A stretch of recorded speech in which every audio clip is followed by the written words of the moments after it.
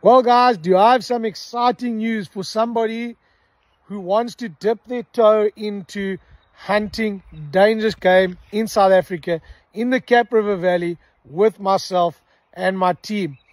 If you have been watching, we have just done 2 hunts on my neighboring property, which is on the Cap River, where we hunted 2 buffalo. These buffalo that are needing to be hunted are under 36 inches, guys.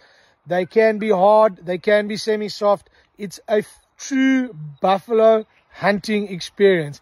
And if you're wanting to dip your toe into getting this experience, make sure you get in contact with me.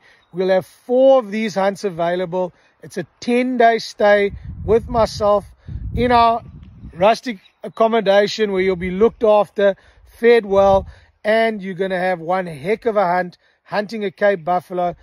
The price is $7,600 for your buffalo and for your 10-day stay. You can always add more animals to this, but this hunt is specifically aimed at hunting the Cape buffalo. So if you've ever dreamt of hunting buffalo and have always thought that you cannot afford it, get in contact with me.